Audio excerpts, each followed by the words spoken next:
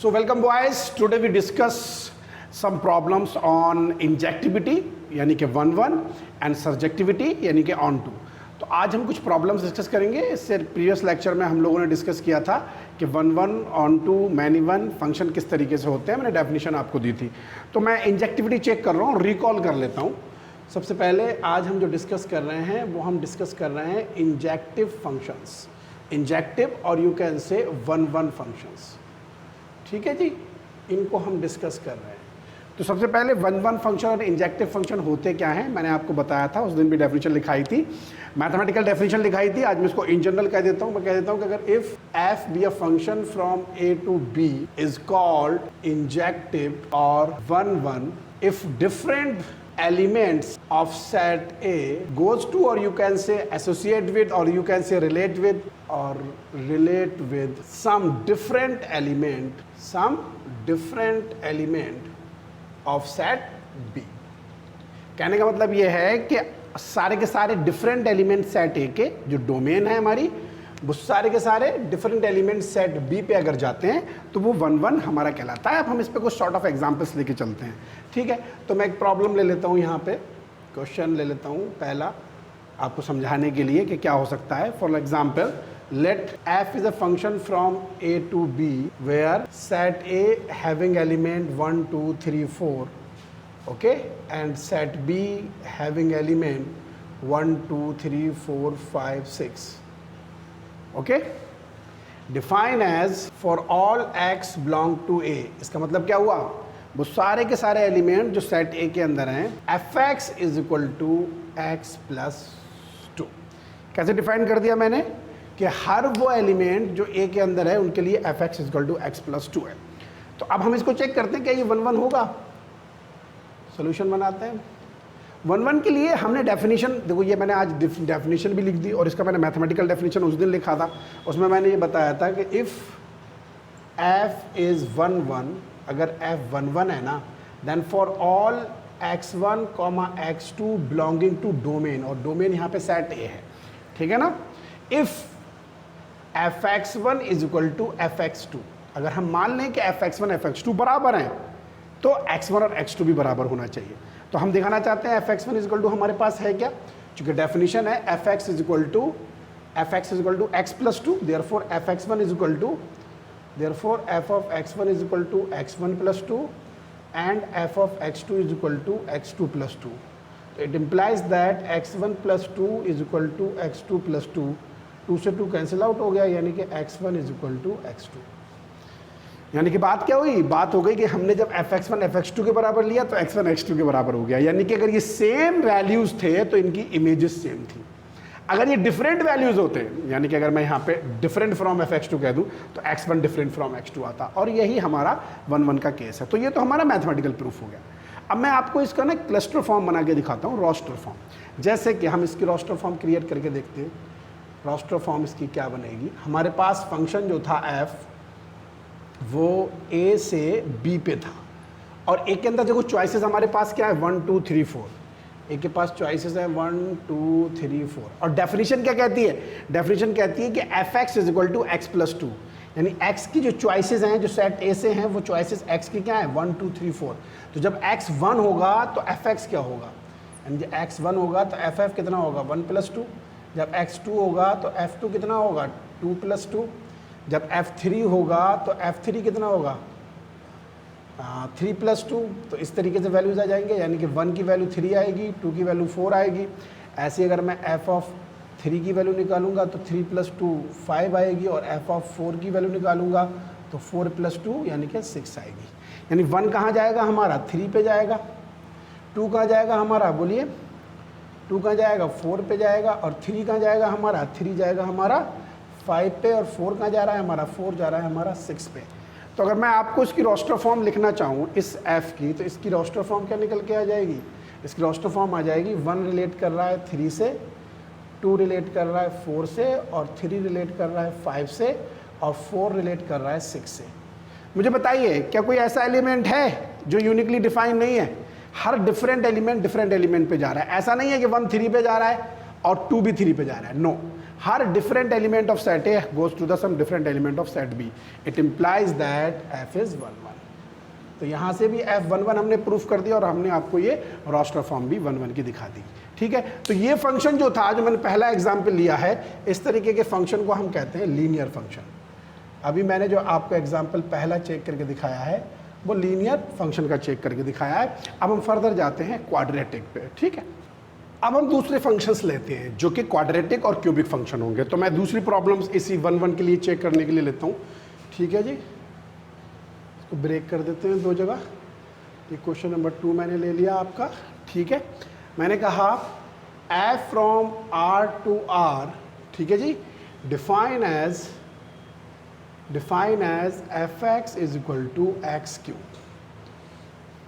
ठीक है जी, ऑब्वियस बात है, for all x belonging to real number, क्योंकि यहाँ पे तो सारे के सारे जो हैं रियल से रियल पे ही डिफाइन है। तो सेट ऑफ रियल नंबर से सेट ऑफ रियल नंबर पे हमारी वैल्यूज़ जा रही हैं। अब मैं आपसे पूछना चाहता हूँ क्या ये फंक्शन 1 1 होगा? तो आप क्या करेंगे, आप इसका सोल्यूशन कैसे देंगे? आप कहेंगे sir for all x1 x2 belonging to set of real number that is domain and also codomain, let fx1 is equal to fx2। ठीक है जी, तो इसका मतलब हो गया कि x1 cube is equal to x2 cube. अगर मैं दोनों तरफ से क्यूब रूट ले लूँ तो क्या वैल्यू आपको डिफरेंट मिलेंगी? क्यूब रूट कभी भी डिफरेंट वैल्यू नहीं देता, 2 वैल्यू नहीं देता, स्क्वायर रूट जरूर देता है। तो जब आप क्यूब रूट लेंगे तो इसका मतलब हो जाएगा it implies that x1 is equal to x2। Very clear? कोई मसला है क्या? कोई मसला नहीं है। इसका मतलब ये हो गया therefore you can say f is 1 1। अब देखिए ये आपका जो क्यूबिक पॉलिनोमियल है, अगर मैं इसको ड्रॉ करना चाहूँ तो आप इसको थोड़ी ज्योमेट्री समझ लीजिए। y is equal to x cube, चूँकि fx को ही हम y कहते हैं। अगर मैं इसको ड्रॉ करूँ तो मुझे बताइए वैल्यू क्या मिलेंगी। अब देखिए रियल नंबर है तो बहुत सारे वैल्यूज होते हैं रियल नंबर के अंदर, तो बहुत सारे वैल्यूज तो नहीं लेते हैं, पॉजिटिव नेचुरल नंबर पे चेक करके देख लेते हैं, यानी इंटीजर वैल्यूज पे। 1 पे अगर मैं कहूँ तो 1 मिलेगा, यानी 1 पे देखना चाहें तो 1। 2 पे जो है हमें कितना मिलेगा? 8 मिलेगा, 2 पे 8। ये कुछ इस तरीके से आ रहा होगा, बहुत तेज़ी से ऊपर की तरफ भागेगा। और -1 पे आपको कितना मिलेगा? अगर मैं -1 कर दूँ तो -1 का होल क्यूब कितना होता है? -1, ये वाला पॉइंट मिलेगा। फिर -2 पे तो यानी कि ये ऐसे आएगा और ऐसे नीचे की तरफ भागेगा रैपिडली। ठीक है, तो 1 1 चेक करने का जो ग्राफिकल मेथड है वो मैं आपको यहाँ पे डिफाइन कर देता हूँ। ग्राफिकली 1 1 अगर आपको चेक करना है तो आप एक्स एक्सिस के पैरेलल इन्फिनाइट मैनी लाइन खींच लीजिए पूरी कोडोमेन पे, यानी पूरी जो है कोडोमेन पे जो कि रियल नंबर है, इस पे इन्फिनाइट मैनी लाइन खींच लीजिए। वो ग्राफ पे मोर देन 1 प्लेसेस कट नहीं करेगी। देखो हर जगह यूनिक प्लेस पे कट कर रही है, यानी हर वैल्यू यूनिक वैल्यू दे रही है आपको। इसका मतलब क्या हो गया? ये क्यूबिक है तो ये 1 1 ही रहेगा। लेकिन क्या क्वाड्रेटिक में ऐसा होगा? देखने वाली बात होगी, चेक करते हैं आगे फर्दर मोर। तो अगर यही फंक्शन आपके लिए इस तरीके से होता, let f from function from r to r, ठीक है, such that fx is equal to X square. ठीक है, शो दैट कि f इज 1 1 और नॉट। हम इन दोनों में यही चेक कर रहे हैं, शो दैट f इज 1 1 और नॉट। यही हमारी प्रॉब्लम है। अब इस पे आ जाइए, ये हमारा फंक्शन है, अगेन शो करना है f इज 1 1 और नॉट। मैंने आपको ज्योमेट्रिकल इंटरप्रिटेशन बताया। ज्योमेट्रिकली आप कितने ही वैल्यूज डाल लीजिए एक्स एक्सिस के पैरेलल इन्फिनाइट मैनी लाइंस पे, कभी भी ग्राफ मोर देन 1 प्लेसेस के यूनिक प्लेस पे कट होगा। अगर मोर देन 1 प्लेस पे कट हो रहा है तो वो कभी 1 1 नहीं हो सकता। तो पहले हम इसका प्रूफ सिंपली जो इसका सोल्यूशन होता है वो बनाते हैं। जैसे कि हमने मान लिया फॉर ऑल x, y, यहाँ पे 2 x और y ले लिए हैं मैंने, कोई दिक्कत नहीं है, belong to set of real number, let fx is equal to fy। हमने मान लिया फिर ये इमेजेस बराबर है, तो fx की वैल्यू कितनी आएगी? X cube, X square sorry, और fy की वैल्यू कितनी आएगी? Y square.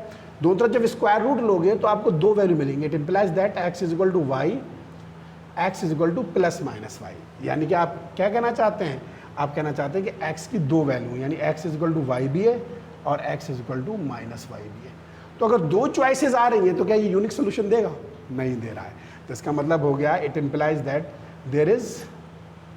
There is not a unique solution, therefore F is not 1 1। दूसरा वे आप क्या करेंगे, इस ग्राफ को ड्रॉ करिए, ठीक है। आप F X is equal to X square को ड्रॉ कर रहे हैं, ठीक है। मैं वैल्यू डाल रहा हूँ, एफ ऑफ 1 कितना देगा, 1 का स्क्वायर 1, यानी 1 जो है आपको 1 देगा, 1 जो है आपको 1 देगा। एफ ऑफ 2 आपको कितना देगा, 8, 2 जो है आपको वो 8 दे देगा, यानी कि ऐसे करके। अब मैं डाल रहा हूँ आपको एफ ऑफ -1, -1 आपको क्या देगा, -1 का स्क्वायर प्लस 1 दे देगा, यानी फिर यही वैल्यू दे देगा। एफ ऑफ -2 का होल स्क्वायर, सॉरी 8 नहीं 4, सॉरी 4, एफ ऑफ -2 का होल स्क्वायर 4, यानी ये भी आपको क्या दे देगा, 4 दे देगा। आप साफ देख रहे हैं वैल्यू रिपीट हो रही है, तो ये आपको क्या दिख रहा है, ये आपको अपवर्ड पैराबोला दिखाई दे रहा है।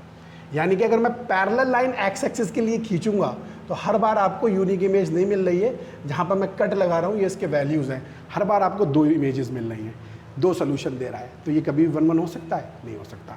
इसका सीधा सा मतलब हो गया कि अगर आपको ग्राफिकली चेक करना है 1 1 को, तो आप क्या करेंगे, एक्स एक्सिस के पैरेलल ड्रॉ करेंगे लाइंस, और उन लाइंस को चेक करेंगे क्या 1 1 है तो है, अदरवाइज नहीं है। तो अब 1 1 की अगर मैं ऐसी डेफिनेशन मैनी 1 की लिखना चाहूँ तो आप क्या लिखेंगे, आप लिखेंगे F is a function from A to B is called many 1 if for 1 और more than 1, sorry more than 1, 2 और मोर देन 1 वैल्यूज़ के लिए आपको प्री इमेज में यूनिक वैल्यू मिल जाए, यानी कि 1 भी 2 पे जा रहा हो, 2 भी 2 पे जा रहा हो। तो अगर ऐसा हो जाता है तो वो 1 1 नहीं होगा।